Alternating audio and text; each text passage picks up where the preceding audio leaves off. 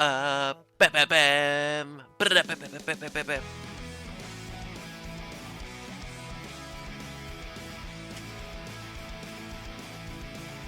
Bam, bam, bam, bam, banana, banana, bam.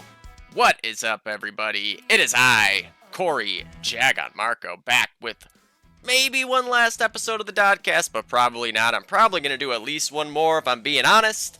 Um, Great song there that I just had come up on me. One of my favorites of all time, I'd say, and I'm sure a lot of people that are of a similar age to me in the community also probably love this song back in their middle school days. But we are here with Dodcast Season 5, episode, I believe this is 14. Let me just double check that. 15, episode 15. Wow, this has got to actually be a record for number of Dodcast episodes we've had in a season. We're probably going to end up with 16 as well because, as I said during the last Shoutcast, I do want to do some kind of like an award show. I don't think, hey, I'm saying I don't think it'll be next week, but if I can't do the things that I really want to do where it would take the extra week to put the work in, then I'm just going to do it next week. And we're going to do it the way we always do. Cheap and bunk looking and just scruffed as fuck. And yeah, so we'll see if that episode ends up being right away or if I can make some shit happen and push this bad boy a couple weeks, put in some extra work, and make it very posh, as would be preferable for an award show. I mean, you think the Oscars are scuffed? No, they're posh as fuck. So we're gonna try. In the meantime, this should be a relatively short episode, I would say, because what did I just click? We just got to recap the two silver finals, which were two very back and forth affairs. Yeah, I mean, we don't have any predictions to do. We already did the gold finals. This should not take more than an hour, if I'm being really honest, but we've seen how that works out most of the time. We've got some Counter-Strike going on as well. Maybe I'll just pop this bad boy up to be playing in the background while we chit-chat. So, we will start off. Oh, wait. Let me think if there's anything we got to go over here. So, again, mutiny reminders. I have continued to get to see these mutiny previews, and boy, oh boy, does it look sick. And as a movie maker myself, it doesn't. I'm not one to just put over everyone else's movies, but this is a movie that I think watching it makes me feel like, wow, why do I even bother with the Thunder movie? And I'm sure anybody else who's seen previews of the Mutiny movie that is a movie maker can attest to the same feeling, because it's just, I think this is the final form of Steve when it comes to his editing. He has really gone in on the syncing, which I think was the one thing that he didn't really go over the top with in the past. He would kind of like sync for feel rather than worry about trying to sync like every shot. Now he's syncing like every shot. So he really is. This might end up being like the be all end all of DoD movies. So if you got a crazy clip, there are a few people who I know I sent to Steve like, hey, message this guy, message that guy that he hasn't gotten replies from. I've been sending him clips that you guys have made on Twitch from my cast that were like crazy clips, like Sokka. In the quarterfinals, I think it was. He's got a bunch of clips there, but the one is like the Anzio Forgaran from Loft off an initial that was just all headshots. There's a bunch of other ones that I could just go through and find all of it, but point being, if you've gotten a crazy clip, or especially if in particular Steve has sent you a message requesting a clip, why not submit, right? I know that there's some people he's even said like, hey, just send me a demo. Like, send me a demo that you had a bunch of kills in, and I'll just go through it. So you don't even have to do it, right? Because this movie is going to blow any other movie out of the water, including the Thunder movie, including any other movie I've made, including any other movie Steve has made. I just think that this is going to be pound for pound the best DoD movie that's ever been made, which makes sense, right? We're here in 2024. Jesus. Everybody has continued to get better across a skill curve. Clips should be better than ever. Steve has been able to continue to progress and learn as a movie maker. Uh, Audio visual quality has continued to go up and up. Like, this should be the way things go, and here we are. And I think when the Mutiny movie comes out, this is going to be the movie that 10 years from now, when you think back, like, man, I miss playing DoD when I was a young whippersnapper. I'm going to go watch a DoD movie. I think this will be the movie most people go back to watch. I think it'll be the most bang for the buck. So get in on this shit while you can, because you don't want to be like, man, Steve messaged me about sending him a Mutiny demo, and I just didn't feel like watching any of my demos, right? And I have never shilled out like this for another movie, but again, having seen the previews of this one in particular, this is really something. I saw the previews for all the original Mutinies. They were amazing. Those are still some of the best movies that were ever made in DoD, but this one is something else entirely. Very, very cool stuff. So, alright. Let's get into the shit that we gonna get into. Just some other stuff. I know she has been looking for some help to try to get in on some expanding of the stats. The thing is, like, I've got, like, talking to him, I've got ideas for what would be cool to do. It's just limited. Like, the actual raw data we have, it's so limited. It's not like we have CS type data where it's just all getting input into a system that can then parse it out for us and analyze it. Like, we have screenshots, right? In a perfect world, all the screenshots we have would list everybody's class and their route and give you all these extra variables to take into account. In my opinion, the best way to standardize it would be like at least a class adjusted rating, You've got that in baseball, you've got that in hockey, you've got that, I'm sure, in basketball and football. Certainly in baseball and hockey, I can tell you for sure they have these things for defensive and offensive stats. Even on pitching, obviously, too, in baseball, endless analyticals that you can work with. But I think that's the thing. And if anybody out there can figure out a way to do this more efficiently, please do let Chi know. Because in a perfect world, that would be the way it goes, right? Because when you look at KTP rating was just something that we kind of came up with as a group, putting ideas out there. I think Jules was the one who ended up coming up with the actual formula for it. But like, you look at what KTPR is, there's a lot of flags that come into play on this, right? And when you look at flags, most of the time, the guys you see with the high flag counts are the guys that are going predominantly single flag routes where you're just trading flags back and forth. For example, long on Harrington. You're capping long, you're capping their long, they cap it back, you cap it back, they cap it back, you cap it back, blah, blah, blah. Mountain House on Harrington. Railroad 2 going train, grabbing the 2, grabbing the 1, grabbing the 2, grabbing the 1. Same thing on the other side going long. These are the kinds of things that can kind of skew the KTPR a little bit in a way that doesn't necessarily actually reflect performance, So I think that in a perfect world, you'd be able to adjust for those things. I don't know that we could ever adjust for that. I think at very, very most, we could probably adjust for class and figure out a way to do it that way so that, like, you're being compared to the relative players in your class. And that here's the other part of that, right? Not everybody is playing a strict specific class all the way through. I don't. I've played, if you just look at the last 2 seasons, last season I played as a rifle, as a heavy, as a third, and as a sniper throughout the season.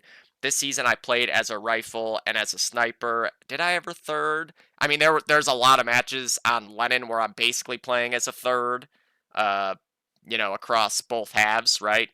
Because I'm using like an Unter and a carbine a lot of the time. So even on that regard, like, it just that much of a standardization. So it's like class-wise, you can see, okay, so I have X games as a sniper, so those games would have, this constant applied to it, where when I'm a sniper, I have the sniper variable apply, or sniper constant applied to it, and when I'm rifling, I have the rifle one, right? Just so you could get a more clear picture statistically where things are standardized based on the class that you played in each individual half. Problem is, the screenshots we have are just the screenshots people post, right? So a lot of times well, really all the time, you're only getting one half of that. You only see the classes for the team that posted the screenshots. So that alone kind of limits what you can even do in that regard, which means even if we just use the screenshots we have, you're not going to get a total picture of what we're trying to accomplish. Um, but again, I haven't I'm a stat nerd, but I haven't taken a statistics class in like 8 years or something now, so I don't exactly have ideas pouring out my fucking ass right now. So if anybody does, please talk to Chi about it. Um, I gotta talk to Jules and see if, because he's similarly a big stat nerd, but he's a little bit more fresh on these kinds of things. I think he might be able to come up with something new for this. But yeah, I think just to put a little feeler out there for people, I think that's really the only other order of business to be had today. I actually need to bring up the actual Season 5 spreadsheet. Okay, so let's get into the actual nitty-gritty now. Open up the Discord so that we can look. Nope, that's not the right one. Scores, there we go. All right, so we're going to start off with Silver B. This was the most recently finished one. We got to see map 3 just, this past Sunday, which I did get to cast. We obviously saw the previous 2 maps the weekend before, which I also did get to cast. So, Silver B Finals. First off, congratulations to late arrivals. They are your Silver B Season 5 champions. And these guys, when they had their best roster going, were such a different team, right? When you have Nightmares and Secretly and Casino all in that lineup, they just look so good, man. Casino and Secretly, so good. Nightmares, one of maybe the most underrated heavies in Silver. Always putting up big performances. Azilla been a great consistent sniper all season long. Bojangler's kind of being the super utility guy. Whatever they need, he's doing it. Not complaining about whatever job he's got to do. And then, of course, the leadership of Bullet. Maybe the most veteran we've got in the game. And as we get to the third map, he actually did really put that experience to use in order for late arrivals to win this series. And then the runner-up, HRG, a very cool story this season. They started off with a lineup that looked like it could really cause problems for people, having both Illusion and Aimtech in there, really good players. But then the team just didn't mesh, right? The personalities just didn't mesh. Aimtech and Illusion go their separate ways. It looks like HRG is way worse for wear, but no. They make a couple of the most under-the-radar great pickups in Storm and Nitrox. Arg starts playing regularly. Gandhi, in the playoffs at least, came back, starts playing regularly. Head Like a Hole has a renaissance, looking so good on the heavy, beginning to play the heavy, period, instead of kind of switching third rifle heavy. And Arg, also I think he's a guy who is very underrated as well in Silver this season, because most of the time he has looked great when I've got to cast him. And HRG obviously just came up a little short here, but it was a very fun series to cast. Map 1 was Harrington, and I do believe that this is late arrivals map pick. Just double check that. No. Okay, HRG did pick Harrington. Late arrivals picked Railroad 2. Thunder 2 remains. All right, so I was wrong. 292 to 213. HRG took this one on Harrington. This was a very, very back and forth affair. HRG didn't really provide that real separation for the win until like the last 5 minutes, I think, is when they got their last couple cap outs there. It was very back and forth in the meantime. Very fun game, man. It was like just balls. It's what you expect a Harrington game to be, right? Just balls to the wall, mid going down, mid coming back, mid going down, mid coming back. Lots of multi-kills across the board. Both teams actually had really strong Axis halves as well. It wasn't like the allied sides were dictating the winners in this game. It actually kind of came down to who had a better grasp on their Axis side, which I guess you could kind of look at something like that either way, right? Like, oh, if you have a good grasp on your Axis side, then their allied side is a little bit nerfed. Or if they have a sick allied side, it might not even matter how good you are at your Axis side. So it's kind of a stupid way for me to put it. But HRG here on their Axis side end up only losing by 3 points, right? That is huge. To be able to keep it that close on your Axis side, you pretty much feel like you've locked it down. Unless you're Thunder. We can win our Axis side and still lose on Harrington, and we have many times before, let me fucking tell you. So let's just get into it here. The kill differential plus 43 for HRG on their Axis side, just huge, man. That is crazy. For late arrivals, you had 33 on Nightmares, as I alluded to earlier. They're always having good games. Cass with 27, Secretly with 26, 23 on Azilla on the Sniper, 19 for Bo on the other heavy, and 16 for Bullet on the third. And then on the HRG side, 41 for Nitrox, carring mid, just a beast. 35 for his mid partner too. I think this is kind of a common theme you see when Axis sides are really good, is that the mid players have big numbers, because you're going to deal with at least 3 guys in mid, plus probably some guys jumping off ladder. So if you're able to consistently be getting like 2 kills a piece there, and end up with scores like this, and here's a good example, right? The flank side players with the flags, these guys are going mid. These are the mid players straight up in a half where it's basically tied, right? And here's the other mid players right here. Very interesting stuff when it comes down to standardizing statistical, analytical rating. A lot of it really does come down to route. So it's unfortunate that the variables are difficult to account for with the raw data we have to come up with an actual adjusted rating for everybody. But I think we'll figure something out eventually.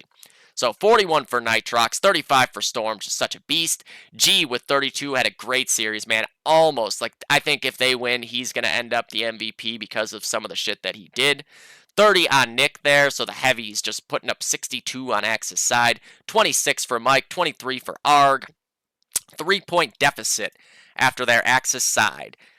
Heading on into the Allied side for HRG. They win 178 to 96. They got 2 big cap outs in the final, like 8 minutes, 5 minutes, something like that. I don't know, it's 2 weeks ago now, so forgive me.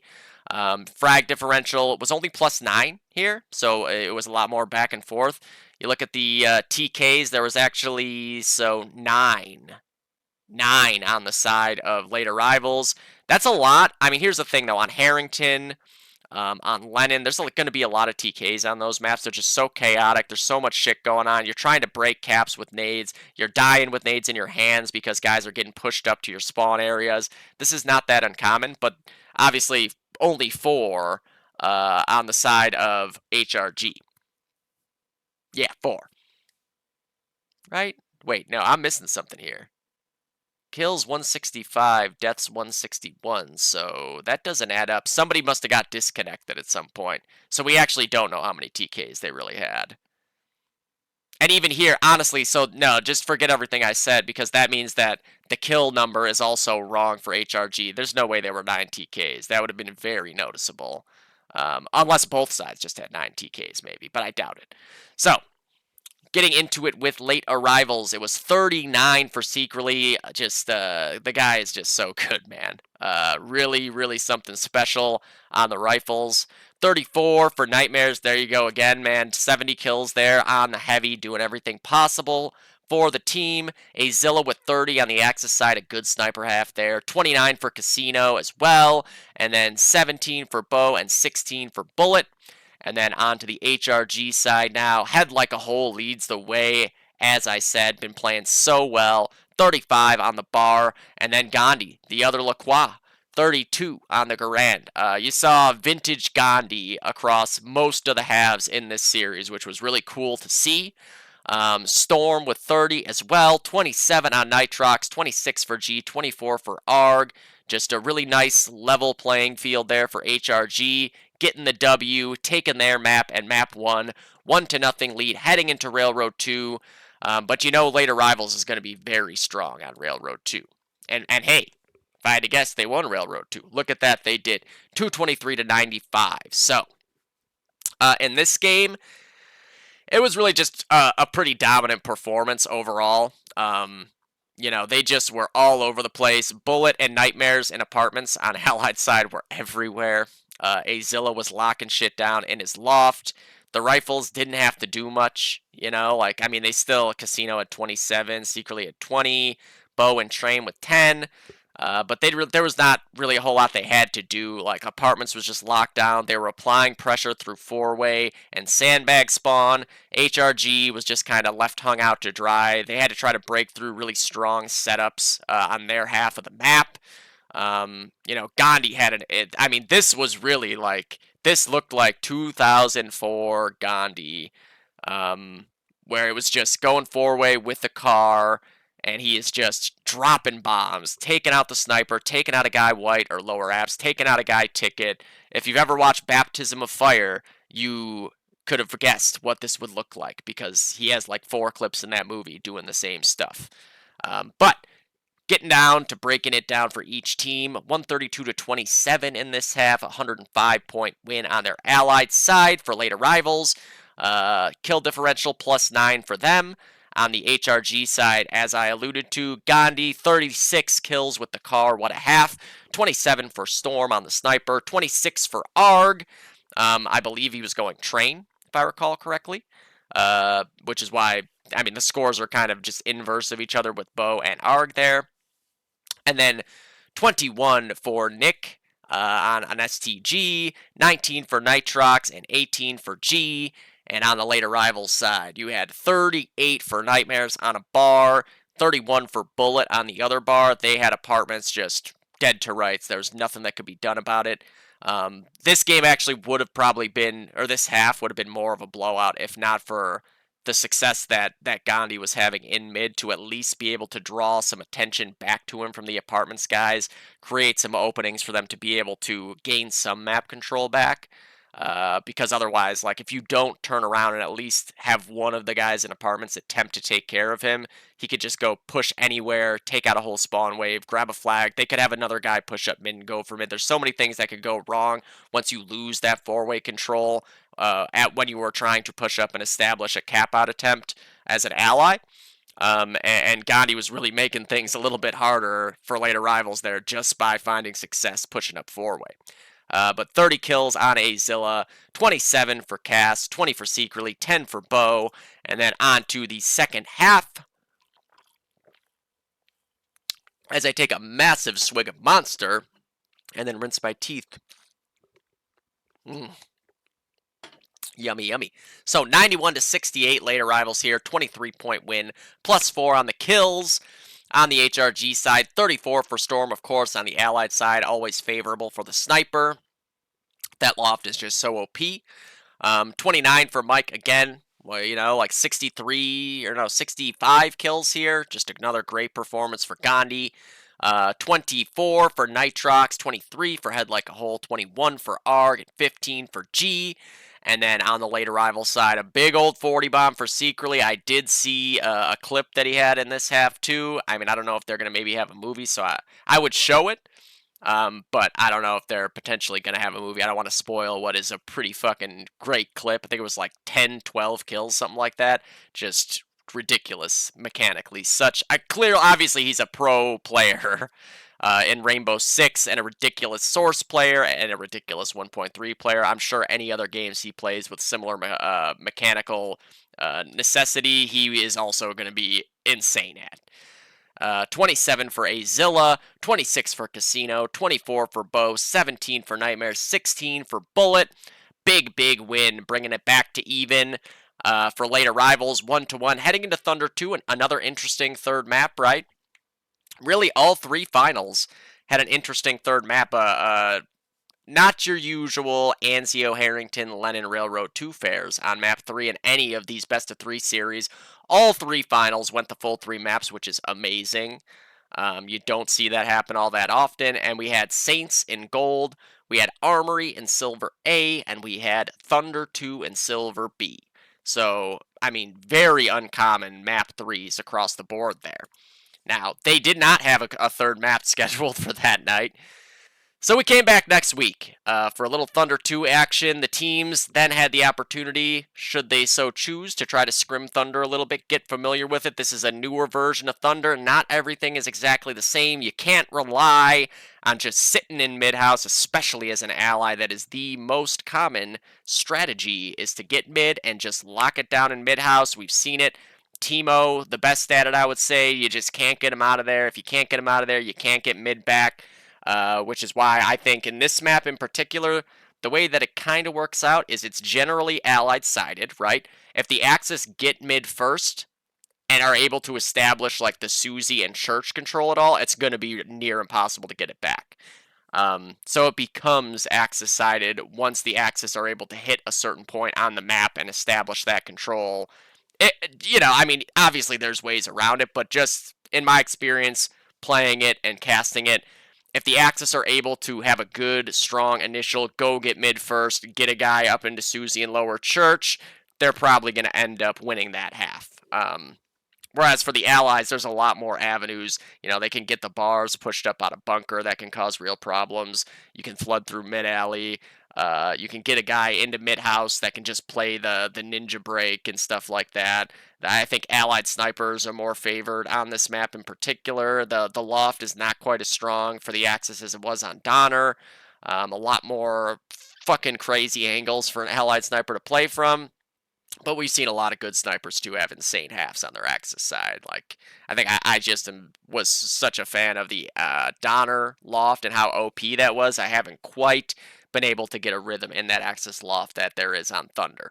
So, let's get into it here. Thunder 2 action. Here's what we had happen. First half, Axis side for late arrivals, Allied side for HRG. Late arrivals do have a good initial and establish mid control first. But as you can see, HRG win this half. What the hell? I thought you said it's Allied sided. If they, for most of the case, but if the Axis get mid first, then it leans more toward the Axis. Well, here's what happened. HRG battles back. They don't give up a full cap. They bend but don't break. They establish lower Church control again. They retake Susie, and then G goes off for a 4-kill bar in mid plus another 2 pushing up. They get a brute force cap out after late arrivals had held on to mid for fucking ever. So all of a sudden, when late arrivals was just dominating, I mean, you can see by the scores there overall, except for Bo was on ninja break duty, just kind of like slinking around in mid. You don't have mid-house to just rely on, so he would be in McDonald's arch, he'd be in mid-house, he'd be in crack, he'd be in lower Susie, he'd be in loft. His job was 100% to just break mid, so don't let the score fool you. It wasn't that he was just like getting shit on, it's that his job was 100% emergency backup. And late arrivals was playing so well, but then G said, you know what, I'm not going down like this. And he laid down the smack real quick.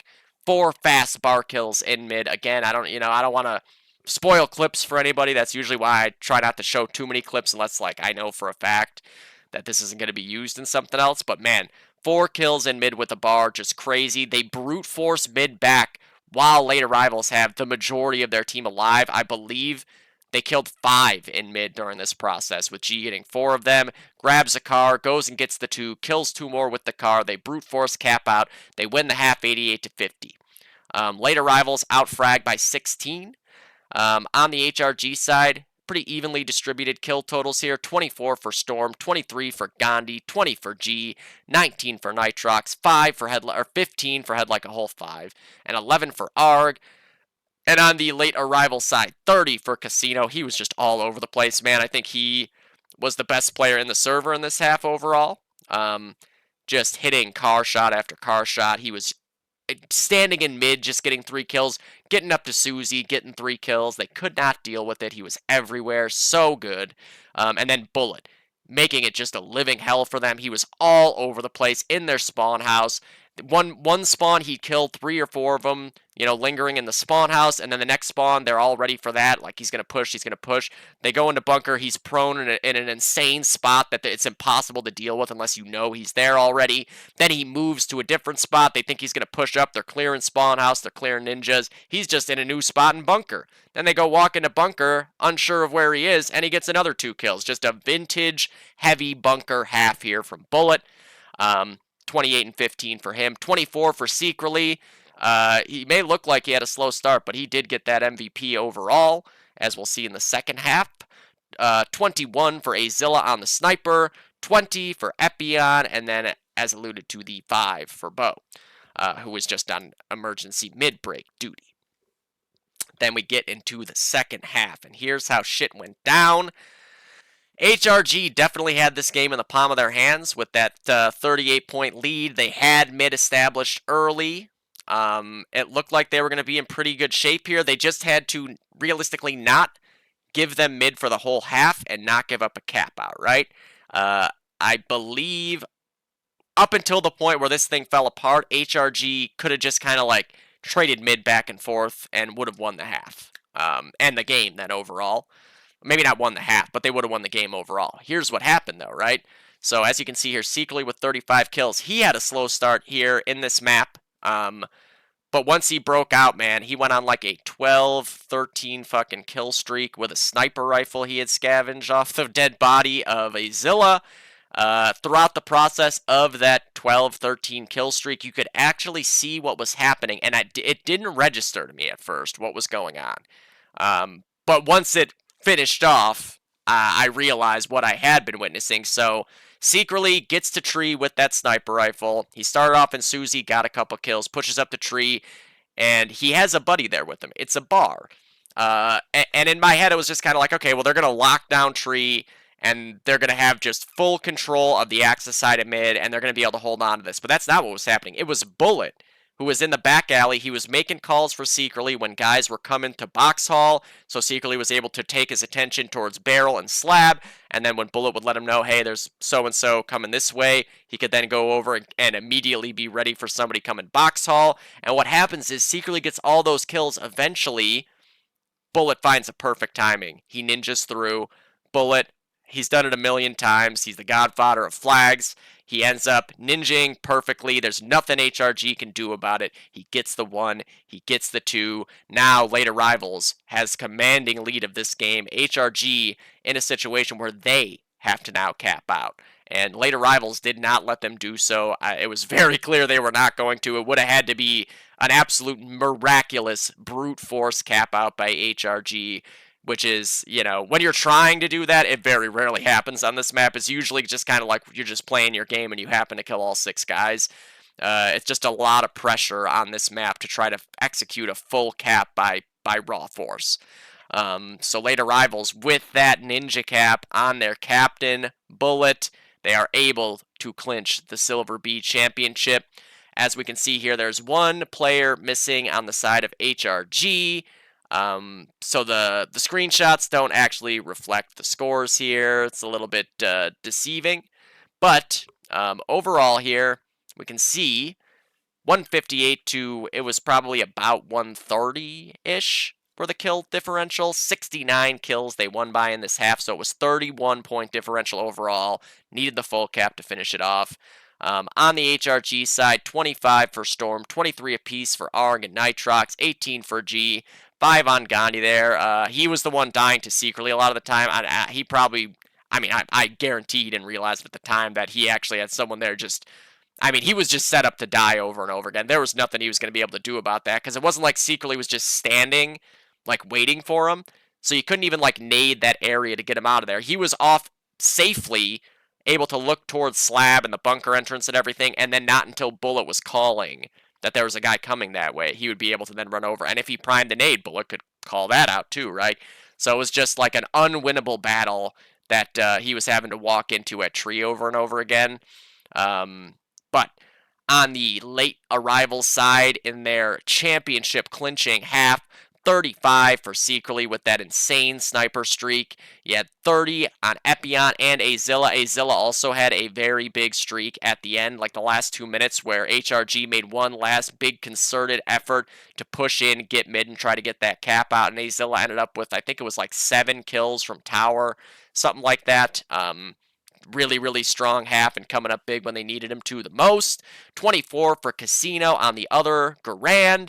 20 for Bullet there, 20 and 14, just doing whatever it took to win, including that ninja cap. And then 19 for Bo on the emergency backup break play. Again, we actually caught it multiple times on the cast where he was up in the Axis loft, undetected, and able to break mid from behind, or at least was in position to break mid, which if you have a guy that you know is going to be able to break mid, it's just so much less pressure on the rest of your players to deal with that.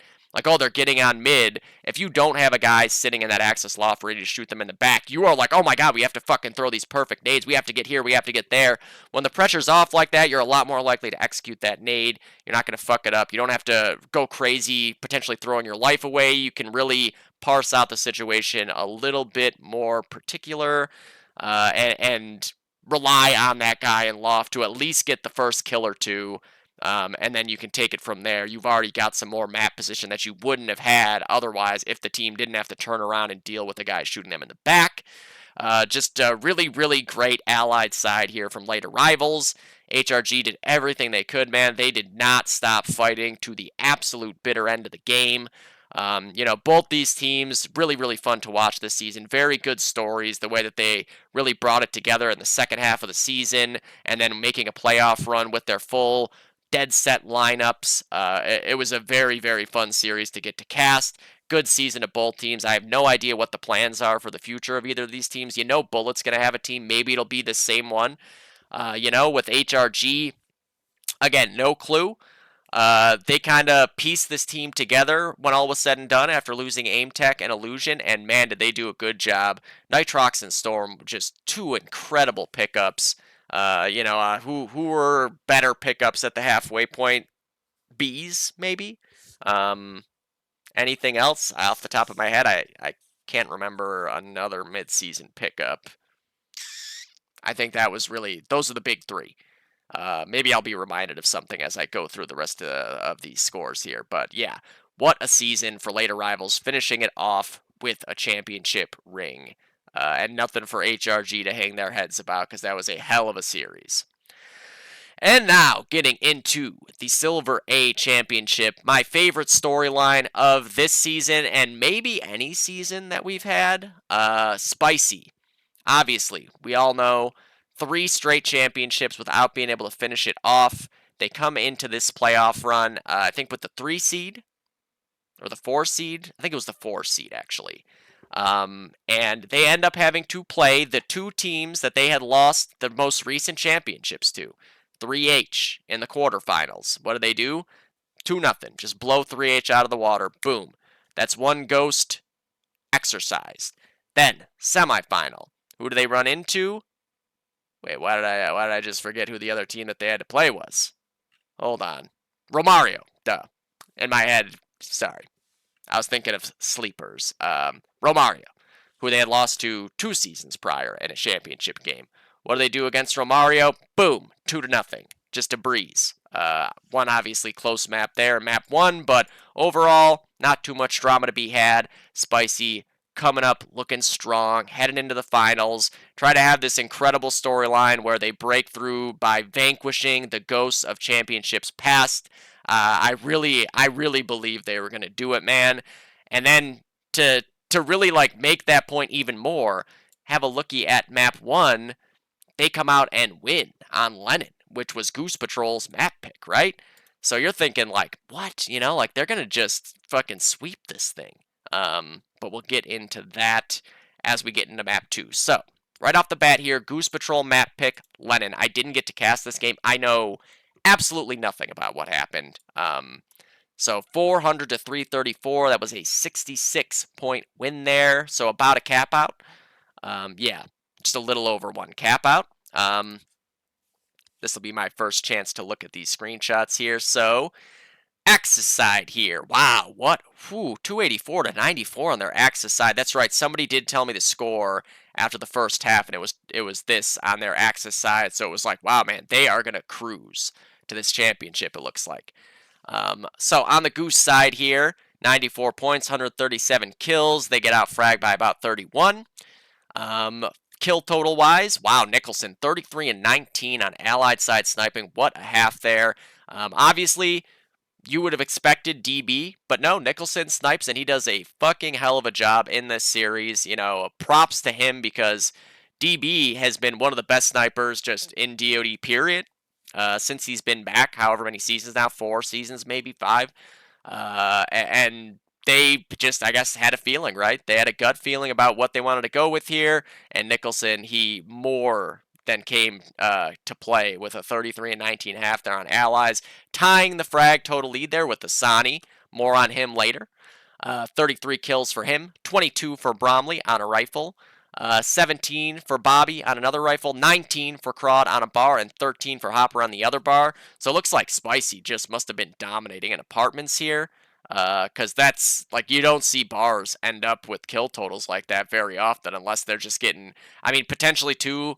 You see Stamp score 24 and 13, a really good Axis side half on this map. I'm guessing he was getting picks in apartments a lot. And then probably the rifles were the big X factor there. So on the Spicy side, 40 for Die Life, 38 for Dillard, the dynamic duo. As always, almost dropping 80 there with the rifles, just making life a living hell for the heavies. It's tough on your allied side. You might get apartments control, but if you don't have well control, you're gonna get picked off by those cars from a distance. There's no way around it. Didn't see the game, just speculating based on the kill totals, the scores. Die Life and Dillard were probably just constantly getting picks on the heavy team as they were pushing up. But then also 25 for Kevin there, so a good half for a heavy right there on Axis. 24 for Stamp, nice Axis side sniper half. 22 for Twist, again, so 47 kills there to 32 STG versus Bar. So really just overall looks like Spicy did a really good job of controlling just all areas of the map on this half. And then 19 for Laura going long. So it's at a 190-point lead after their Axis side. Good start. Goose is able to win their Axis side too, but obviously just not quite by enough. Goose out-fragged Spicy by 19 here in the second half on their Axis side. Total score on Axis, 240 to 116. So, for the Goose Boys, wow, 44 kills for Asani. That is 77 overall. What a crazy series he ended up having. So, 32 on Crawd. Great comeback after a tough bar side. 32 kills with the STG is no fucking joke. 25 for Bobby on a car, and then 24 apiece for Hopper on an STG, the Brom Bomb on the style set long, and then a 24 and 16 nice half there, sniping Axis side for Darren. On the Spicy side to finish off map 1, Die Life, 34, 74 overall. What a start to the series for Matt Vazana. And then 28 for Twist, really good bar half there for Ryan. 26 for Kevin as well. 26 for Luke. And then 20 apiece for Stamp and Laura on long. Big win here, stealing map 1. You gotta feel good about that, right? Heading into map 2, your map pick, a map that they have looked very strong on. I know we scrimmed against them in the week leading up to the gold finals as well, and they looked really good on Saints. However, a curveball was to be thrown their way. You may have noticed, Goose, there's no PDX here, right? No PDX. But, unfortunately for Spicy and the story that they were trying to finish, there is a PDX for the rest of this series. And boy, oh boy, what a difference PDX makes. I think that the value of kill totals might be a little bit overdrawn, right? Like, we talk about the kill, like, oh, PDX isn't dropping like 50s in this half. That's irrelevant, man. If PDX has 12 kills and a half, I can assure you all 12 of those kills came in incredibly important spots. That is the value that Brino brings. It's not about the kill totals ever with him. And when he gets a lot of kills, it's more of a coincidence than anything, because he is just so incredible at his intuition and his feel for the game, the pace of the game, the timing of the game. He is constantly breaking double caps. He's constantly finding valuable kills, making his way onto opponents' sides of the maps in situations where you might otherwise think there's no way. His positional play is unbelievable. His nades are unmatchable. That's the difference. It's not the kills he's going to get necessarily. It's the space that he opens up for the rest of the team.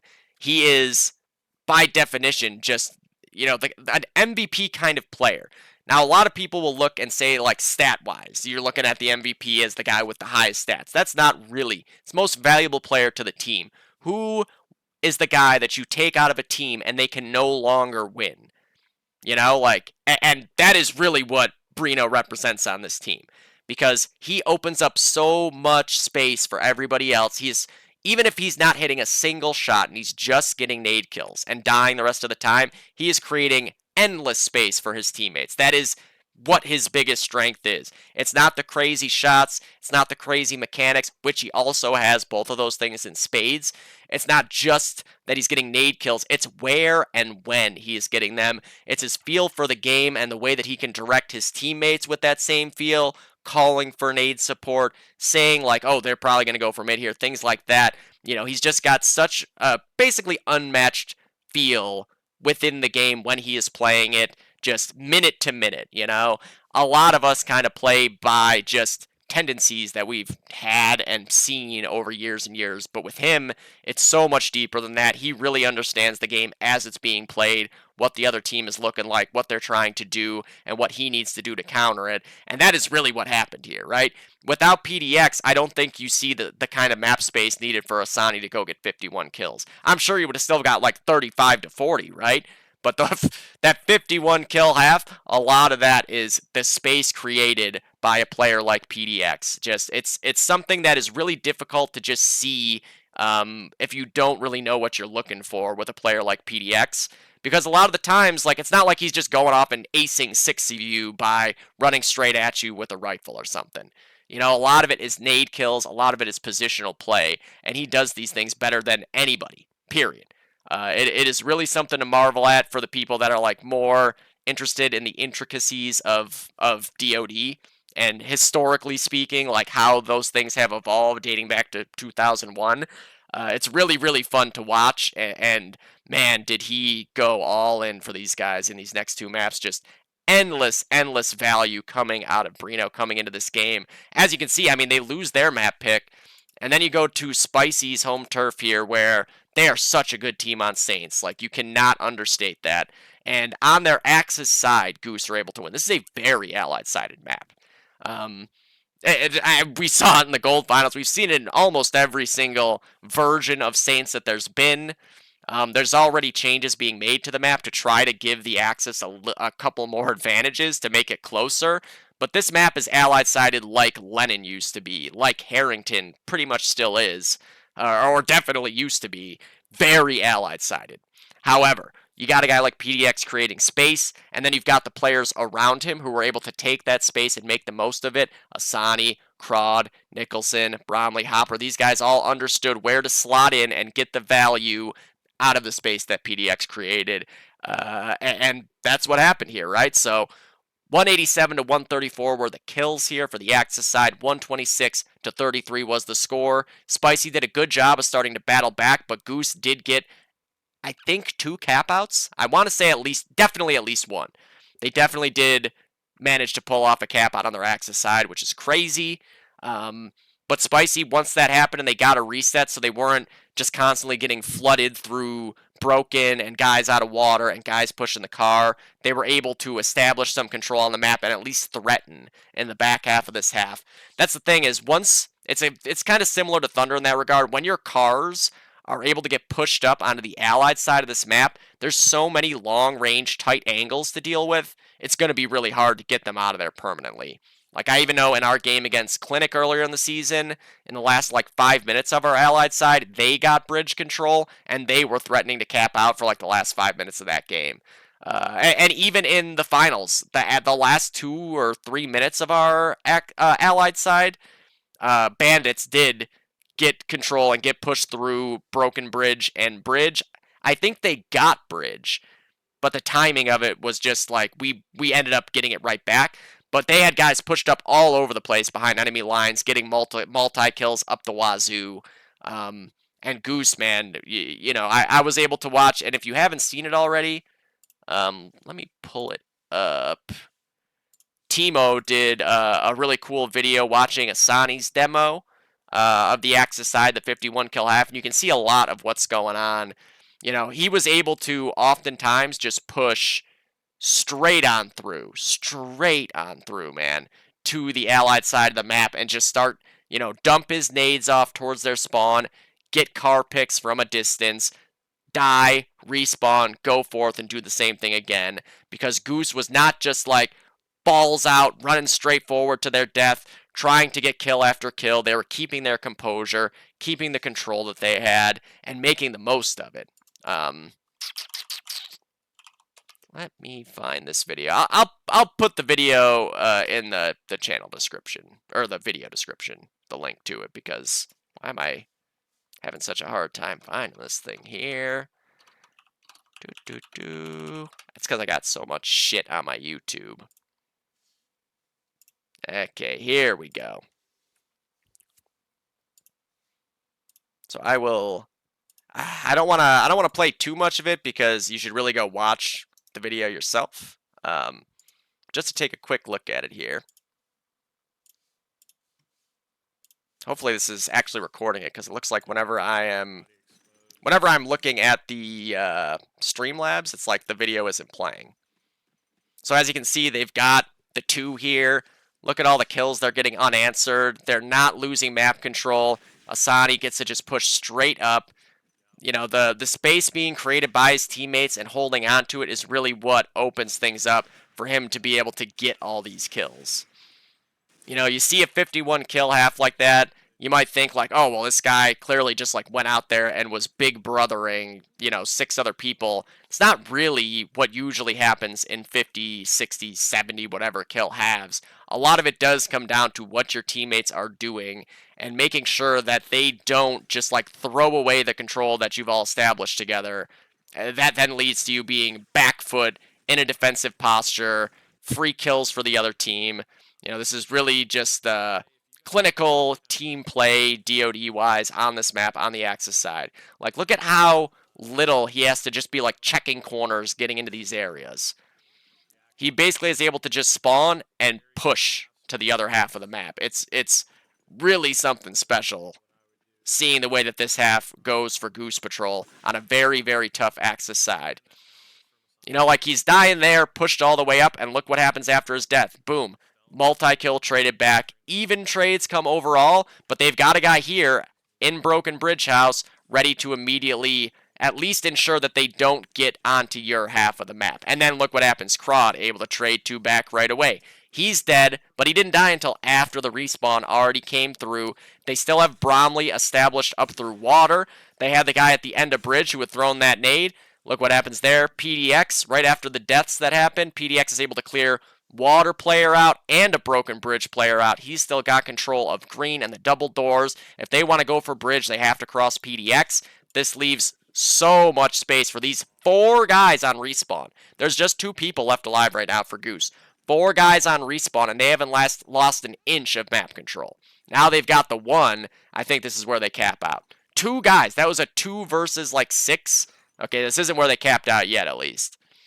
But like just having 2 players who understand positionally what they need to do to be successful as a team, this could have been disastrous for Goose. They could have lost everything in that moment, being down to 2 players left alive. Now, the opening that left, you have a second guy slide out of water. They had already killed Bromley, so you're expecting you've got water locked down. No, Asani gets out 3 car kills, 4, 5, double nade, cap out, boom. You know, just very, very impressive stuff here. You know, I obviously started that demo like in the middle of it. We can kind of go back and take a little look at what was going on before they had mid and were pushed up. Oh, it sounded like he headshotted that guy through the corner there. But here, Spicy actually do have bridge control. Nice little run-in shot. I'm sure Matt was not happy to die to a guy running straight forward like that. But 3 kills, right? 3 for 1 trade. Now Asani getting control over here at the double doors, right? So you can hear anybody that's going to push up to connector, to the broken wall, stuff like that. He's got so much information being alive there. Now you've got a location on the sniper. Boom, Nicholson trades it. Bromley is able to trade the kill back on Die Life. Twist dies. I'm guessing this is going to be a pretty quick trade on the guy who Twist killed. Boom, there it is. Nice shot there, as you can see by Colin's reaction. It is just excellent positional play by Goose, and a lot of that is, obviously just their good team play together, but also PDX directing traffic, man. You know, people don't talk about IGLs a lot in DoD, but because there's not really technically an IGL. Certainly, Toxinator is one of the guys doing it for us. I've always tried to do it. PDX, it doesn't matter if you're playing in a match, if you're playing with him on a team, if you're playing with him in a draft, if you're playing with him in a 12-man. He is not just like internalizing that feel for the game. He is calling out the things that he is understanding are happening, are likely to happen, where you need to be, the nades you need to throw, the rotations you need, the timings. You see how much he rubs off on the players around him and how much he makes the players around him better. Asani is an insane player mechanically, relatively new to competitive 1.3, I know, and just playing with PDX has elevated this guy so fast. He's been able to learn so much on the fly that he is instantly like a star impact player that I don't think you're going to see that same development come as quickly without having the influence of Brino around on him. It is really an underrated aspect of this game, I think, and things that only the biggest nerds think about and talk about. Again, there's Brino with another double kill, like just multi-kill after multi-kill. Now, he's not just instantly dying, right? I mean, he did die a few seconds later, but after I get 2 kills, I am sprinting back around that corner looking for the movie clip. Just very, very impressive stuff. I'm not going to keep playing this because I don't want to take views away from Colin. Go watch the video yourself. It's a really, really cool watch getting to see a finals match 50 bomb getting dropped there by Asani. So that was a big interlude there by me. Sorry, I just wanted to... Because it's obviously a big fucking part of the story of what happened here. It's not just Goose versus Spicy. It's PDX comes in and things turn so hard in the direction of Goose. And that's not just due to the raw individual prowess of PDX from a mechanical, I'm shooting you, you're shooting me standpoint. It's everything else. Honest to God, I think you could just cut out 20 of PDX's kills, and I think it's not going to make that much of a difference in the other team's direction doing so. It's what he does for the players around him that makes him such a special player in this game. And I'm sure that's not something that is a really big surprise to hear. I'm sure a lot of people recognize this fact. You will see PDX go on crazy streaks from time to time, hitting crazy shots all over the place, but that's not really what his game is about. He is like the prototype of MVP of a team, making everyone around him better, making it a team instantly twice as good through the impact that he can have on a server, life to life, second to second, not just in his own eyes, but in the eyes of everyone else. So, big ups to PDX there, carrying the boys across the finish line here. So, score-wise, 51 on Asani. Go watch that demo. It's really, really good. 35 on PDX on the other car.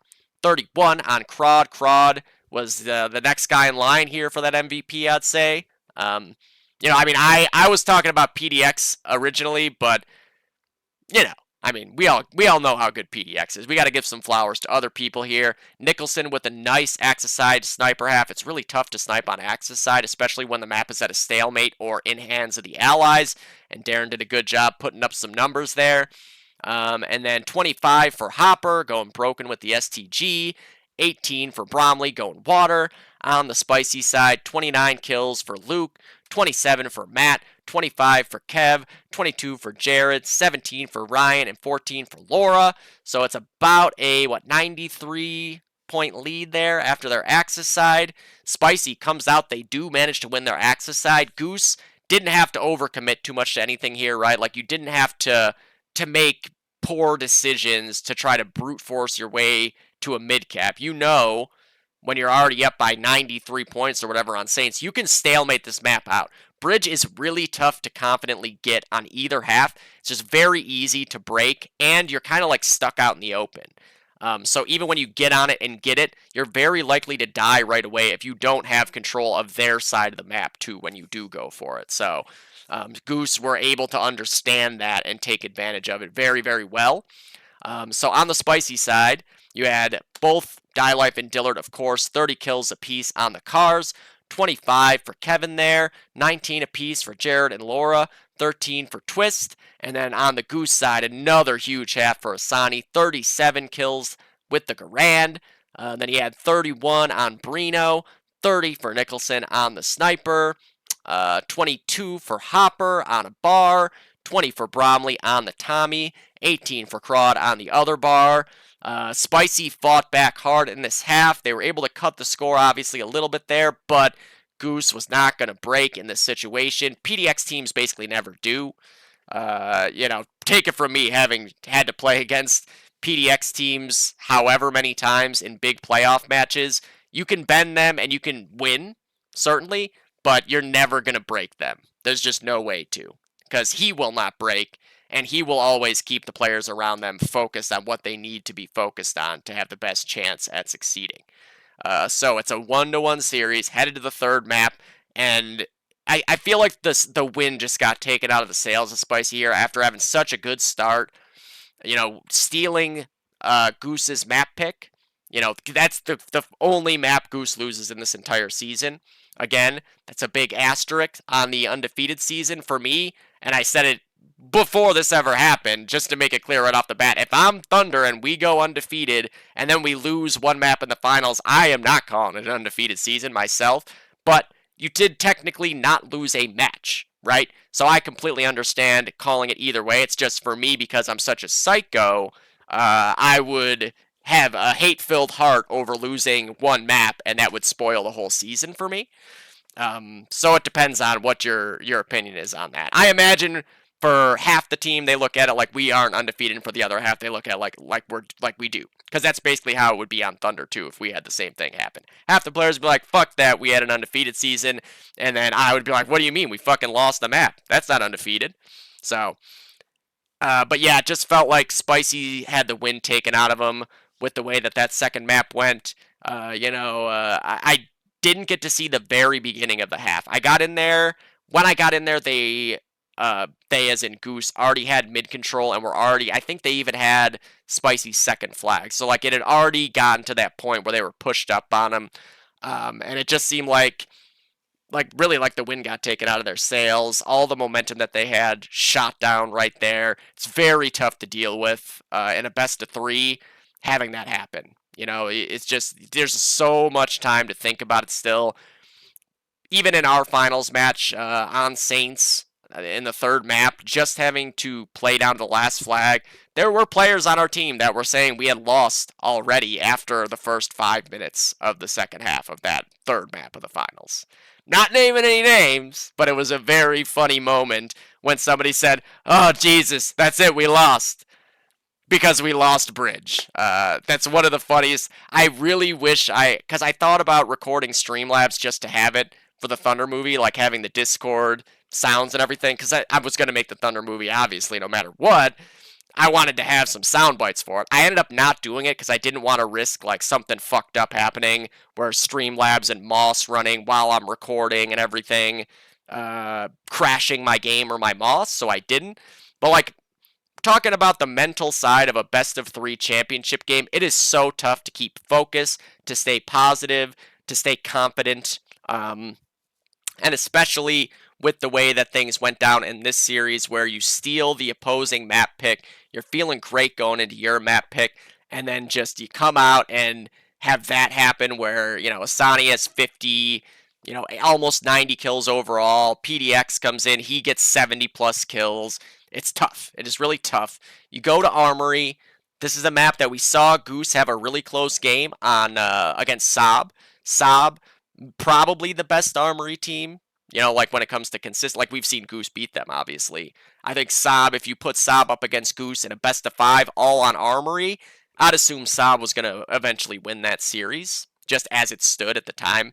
Maybe if Goose have played that much Armory by that point, they're going to be fine too, but 389 to 93 is the final score for the third map on Armory. Goose getting that silver ring after coming up just short in Season 3 to Lads. Spicy, just a heartbreaker, man.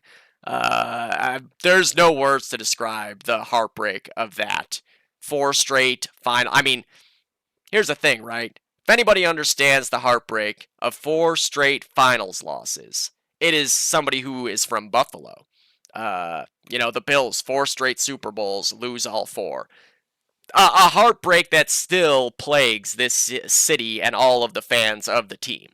So, man, I just, there's no words for it, man. I feel for Spicy here. I really, really believe that they were going to win this thing. It was just the perfect story. I was playing it up for weeks, the beating 3H, beating Romario, vanquishing the Ghost of Finals Pass, going up against the undefeated Juggernaut, and then to start off stealing their map pick against them too for their first map loss. It just seemed like destiny. But Destiny doesn't care when Brino and Asani and Krod and Nicholson and Hopper and the Brom Bomb get involved, I guess, because they were just not having it. And by map 3, Goose really kind of separated themselves here. So, this half here was fucking crazy by Krod, man. That's another one. Go watch the stream of that, or if ever the demo gets posted in any way, just such a crazy bar half. He was just like running forward, just dominating. This is kind of the half that I was alluding to where you would expect out of a guy like PDX when you see him have these crazy halves, where it's like that's not how he does it. That's basically what Krod was doing. He was just running at people and headshotting them, getting like 4 kills at a time, had an insane ladder, like flick shot, 1 bar. It was just crazy. Just a crazy half there. So kill-wise, plus 33 for the Goose side. Score-wise, they were up by, 106? So 2.5 caps. Not insurmountable, but it just gets tougher and tougher here when a team has this kind of momentum going and that kind of a lead heading into the second half where they know that if they did give up the first cap, they can kind of fall back and sit on it. Especially with a guy like Brino, who you can very, very confidently believe is going to break mid multiple times every time they go for it. So, very, very tough, man. So on the spicy side, 27 for Jared on the sniper, 25 for Luke on a car, 24 for Matt on a car, 24 for Twist on the STG, 24 for Kevin on the other STG, 21 for Laura on the Stas, and then on the Goose side, 52 for Krod on a bar. Just what a half for him there. Very nearly making a case to steal that MVP from Asani. But hey, Asani, not to be held back, 35 on the Garand 2, 31 for Brino, 28 for Hopper on a bar, 24 for Darren on the sniper, 8 for Bromley. Wasn't much left for him to do at that point. He was kind of swimming in the water a lot, trying to sneak up to be able to break bridge from behind, up the ladders, stuff like that. And then into the final half of a crazy, crazy Silver A season, we see Goose break the fabled 200 kill total mark as a team. You don't see it happen all that often. Bonkers, man. Just a crazy half here. They finish it off with style, with authority. 229 to 39, 190 point win there. Outfragged by 76. On the spicy side, Matt with 27. Kevin and Jared with 23. Luke with 21, Laura with 16, and Ryan with 15. And then on the Goose side, 43 for Asani. I mean, just what a god this guy is. Coming over to 1.3 and immediately being a high-impact player. And again, I think that, obviously, mechanically, just he's a fucking gamer. Those things are all him. And his ability to learn on the fly, his feel for the game, a new game. I guess that's not new, like he's played it in the past, but when it comes to playing competitively at the highest levels, it's not like he's played in the last fucking 10 years or whatever, so learning on the fly here with the help of the boys, with the help of PDX, who is the perfect guy to have paired up with a newer player who's got such insane base mechanics to start with. It's a match made in heaven. You gotta want to see how Asani continues to develop from here in 1.3, right? Because, you could look forward to seeing him a season from now doing the same kind of thing in gold, right? Just playing against gold players enough, that performance will translate over. This isn't really the same thing as like in sports where you might be really good at AAA but not be able to cut it in the major leagues. When it comes down to it, the things that are making Asani successful, he will be able to find the same success with them at gold. It's just a matter of tweaking those things for the players he's going to be playing against at that level. So I have no doubt you will see Asani in the top 20 in stats in gold next season. So continue to be on the lookout for that because he is easily the fastest rising star in 1.3. Similarly, I think the next guy you'd look at is Secretly, right? So 43 for him on the car in the final half of the season. 37, sorry, for Darren. What a half. 37 and 12 on the sniper again, as I said earlier. No DB here. They went with the gut play. We're feeling it. This is the team we practice with. This is the team we won in the semis with. And it worked, man. It worked. 36 kills for Hopper on the STG. He had a lot of movie clips with the STG in that half. 35 for PDX, of course. He basically had 35 kills every half. Just like, the pillar of consistency. And then 28 for Crod. Ended up with 80 overall still. What a fucking baller. And then 22 for Bromley. No kills left to be got, but he did enough to break that 200 kill mark. What a season for Goose. The lone blemish in the first map of the series on Lennon. Again, up to everyone how they want to feel about it being a flawless season or not. When it comes to the official match record, they are undefeated. But, maybe there needs to be a distinction there between an undefeated season and a flawless season. Because Clinic was the lone team in silver to be a flawless season. They never lost a map. NSA, the lone team in gold, to have a flawless season, never lost a map. Whereas this is the first time we've seen an undefeated season, but not a flawless season. Goose. Ironically, after they were the ones who spoiled Clinic's attempt at another flawless season in Season 3, they end up with an undefeated season, but not a flawless season. Spicy come up just short. It is heartbreaking, man. It sucks. I do not want to see a DoD season without Spicy in it. They have been really, really awesome to watch and get to cast and see them progress and develop across 4 seasons now.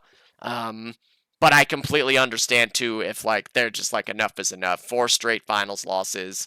This just sucks. So both sides completely understand whatever their decision is there, but they have been, along with Clinic, and to an extent Romario, right? Romario not really going all the way back because they were originally sleepers, then they kind of meshed together with heavyweights.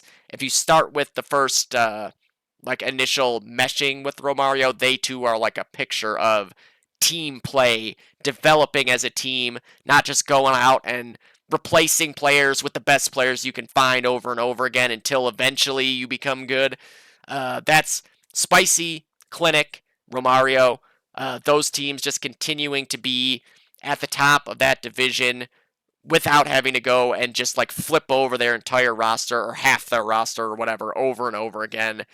Just developing together as a unit, which I love. That is what makes teams good at DoD.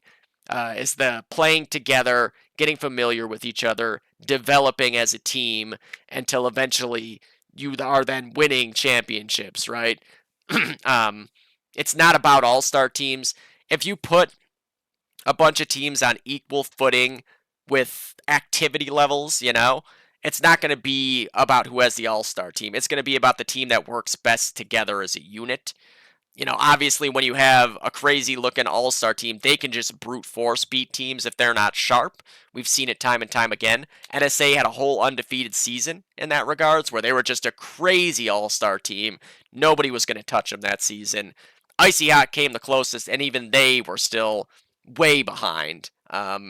Most of the time, 99% of the time in DoD, it's about getting team chemistry together and then taking that to the next level season after season after season and growing together as a unit, as a family. And Spicy has been, I think, the most successful when it comes to that. Obviously, 4 straight finals appearances is nothing to hang your head about, win or lose. They really have been one of the coolest teams in KTP, period. And it will be a big bummer if they're not around next season. But again, I as somebody who's obsessed with winning, I completely would understand too if they are just that hurts too much. We're done. Let's not do this to ourselves again, kind of a thing. But we'll see what happens. From what I've heard, there's going to be a lot of turnover in KTP between now and Season 6. Is Goose Patrol going to stick around and move up together? I have no idea. They said CL and gold at the end of the game, implying that they will stick together, which I would love to see. We don't get to see this that often, where a team wins silver and sticks together to go up to gold. Usually they call it. Clinic has been the only team that we've seen go and stick together with the same roster from silver up to gold. And I have so much respect, like endless respect for Clinic for how often they have done that and never once complained about it. Those guys are the definition of fucking ballers. So I would love to see Goose do the same thing here just because we don't get to see it ever. It's really just been Clinic that wins silver and then gets called up and goes and sticks together and tries to see what they can do against the next step up in competition. Obviously you could say that about like Insomnia, Gray Hair Mafia, but they did, there was quite a bit of roster turnover there. Was what, like 3 or 4 guys, then they grabbed a couple new guys, so close. They would be the next one that I would say after Clinic, where they were a top team in silver, got the call up, didn't just die and say we're not playing in gold. So yeah, I mean, I hope to see Goose playing in gold next season and see what they can do as a team. A lot of gold teams are dying. There's a lot of question marks over just about every gold team, to be honest. We'll have to see what happens. Good chunk of Thunder is not playing next season, I know. So if Thunder is still around, it's going to be, a real mishmash. It's going to be like Season 4 again, where it's kind of like whatever 6 players can show up out of the, like, 12 players that are Thunder adjacent. Those guys will play week to week without scrimming and just kind of hope for the best. I know Bandits is kind of 50-50. I've seen G-Skill start scrimming. Would love to see G-Skill come back. I obviously, having played with G-Skill in the past, love all those guys. Frank, Chuck, Taylor, Milo, whoever the rest. Oh, Devin, of course. So much talent on that team. I wish they hadn't died in Season 1. I think that they would have brought shit together to be able to make for a big, crazy finals matchup with T3 in that season. That's like my biggest regret of what happened in Season 1 was not getting to see, because we obviously lose to T3 in the semis, and then PMC ends up on the other side. So if you have G-Skill stick around and you end up with a G-Skill PMC semifinal, G-Skill I could have seen winning that and setting up for a big best-of-3 final versus T3 that I think would have been an instant classic. So I'd love to see G-Skill come back. I miss the seasons where G-Skill is a team. Like, it's another team that has played together forever. The core of that team we've seen now in NSA and in Bandits, and how good they can be together. And just having Chuck and Frank back in the game is good for the game. So we'll see what happens with Bandits, with G-Skill potentially. Childen Skill, I have no idea. Gray Hair Mafia, I think, is done. Clinic, up in the air. And then, as I said, Thunder, not looking great. Maybe there's a Thunder team, maybe not. And if there is a Thunder team, who knows what it looks like. And if there's not a Thunder team, maybe I go play with 3H. Maybe I go play with the Clinic guys. Maybe I throw some random team together. There's a million options potentially. I think Season 6 will be a very interesting season relative to everything else we've had, just because there's going to be a lot of new teams forming and probably very few carryovers from Season 5. I'd love to see Goose move up because I think that this might be the biggest opening there's been for a team to win silver and gold back to back, which would be, again, another fun, historic thing in DoD. Much like we saw with like Saints as a finals map, never happened before, ever. Thunder being a finals map, that has happened before, both in KTP and when it was Donner. We played a Donner finals match where we picked the second map, the decider map. So that wasn't completely new. Armory. Was there an Armory finals match before? I don't think so. Semifinals, yeah, but Armory as a finals map, I think that's a new one. However, Murderette would have had a finals match in the past too, so it's kind of what it's based on. I like new historic shit in DoD. It's fun for me. But yeah, we'll see what happens next season. Again, I want to do an awards show where it's kind of like, giving recognition to the guys who have the best stats with awards, like that's going to be half of it, and the other half of it kind of basing it off of all that I've seen as a caster, the guys that I've played against as a player, demo watches, statistics, etc., etc. You know, taking the whole thing into account, as I said in the cast last week, sort of like how in the NHL there is the Art Ross and Rocket Richard trophies for leading point scorer, leading goal scorer, and then there's also the MVP, which has nothing to do with like, oh, well, this guy won the Art Ross, so he's the MVP. No, it's about who was the most valuable player to his team. Uh, that's the kind of thing I'm going for here. We'll see if I am going to do it immediately or if it's going to be a couple weeks down the road. But yeah, again, go watch Colin's video going through Asani's demo. It is a really, really cool video. And, it's a new type of content, which is good for DoD just overall. Like anybody who's making new content within this game, that is good for the health of the game and keeping it alive as long as humanly possible. Let me just pull it up so that just in case anybody wants to find it without having to go click in the description for some reason, this is the video right here so y'all can see it on Colin's YouTube, of course. Gotta hit that like button as well. Don't forget to do that on all videos. And yeah, so there it is. Reacting to Asani dropping 51 in the finals. Go check that bad boy out. Congratulations to Goose. Congratulations to late arrivals. Congratulations to Thunder. And nothing for any of those three runner-up teams to hang their heads about, because having 3 best of 3s go the distance is, again, something we have never seen before. All crazy series. And yeah, really, really looking forward to seeing what's going to go down in Season 6 with teams, because there are a lot of potential things that we could see happen that'll just be unheard of since KTP has been around. A lot of maps are getting newly updated again. As I said, Saints trying to make it more even. It'll probably still be very Allied-sided, but trying to at least bring some favor back to the side of the Axis. Rail Yard continuing to be tweaked now. Railroad 2, same thing. There's multiple Shamil remakes going on. Anjou, and then the one that Ace was working on as well, which I don't know the name of. I think maybe... Actually, I don't think he's ever told me the name of it. But people have 12-manned it and said they liked it as well. And then maybe at some point, somebody will do the most necessary thing in map making in DoD 1.3, and they will, A, set up some skyboxes around Harrington Middle so it's not such a goddamn clusterfuck, and then B, swap the sides the double doors are on. So that way you can't nade directly into mid from inside Allied spawn. 2 very simple changes, that's it. You don't even need all the skyboxes, just cut off half the grenades that you can throw to break mid from the entire map. Half. Bare minimum, right? And then swap the doors at double doors so it's the reverse.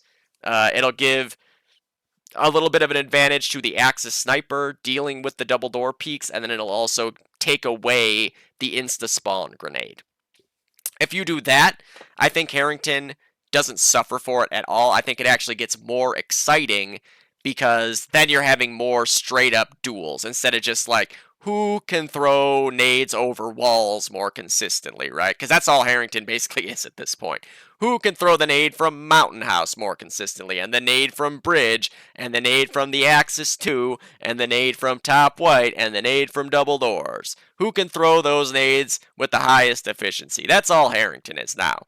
So that's my biggest wish list for Season 6, is just nothing more than that. Harrington doesn't need any other help. It's just 2 things. 2 things that will make mid more of an aim fight, more of an exciting area, rather than just an absolute minefield of grenades. That's it. That's all Harrington needs. Nothing else. Nothing else. Don't do anything else, map makers. I know you guys are all very creative, and you want to reinvent the wheel. Just skyboxes. Just a couple. Doesn't need to be all of them. Or you can cut them all off and make this thing even more interesting. But I know a lot of people want to have some of those fancy nades still. I get it. When I wasn't a sniper, I loved the fancy nades. But now I'm stuck sniping. It sucks. But just a couple skyboxes, you know what I'm saying? And swap those doors, baby. Swap those doors. Turn it around. Hit it from the back. All right. Let's finish this thing off. Thank you guys for watching. As always, I appreciate it. Go watch Colin's video. Check out Asani's demo. It's fucking nuts. And yeah, submit to Mutiny. We'll be back next week or the week after. You know, maybe, hold on a second here. You know what? I'm going to do one more thing. Just one more thing to get people to stick around for the final portion of the video. Where is it? Where is it? No, no, no. Why can't I find this video? Oh, there it is.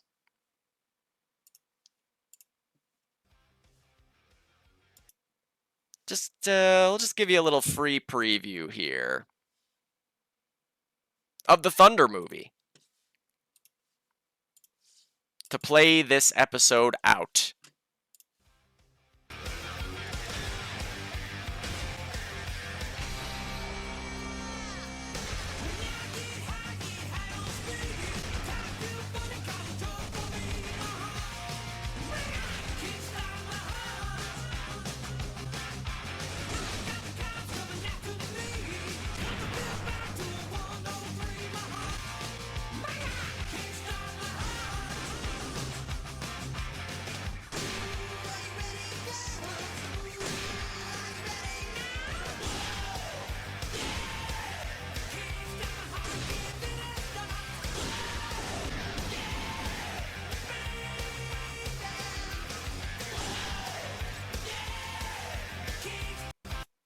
And, I mean, this clip has already been seen in a frag of the week, so we'll give you a full minute.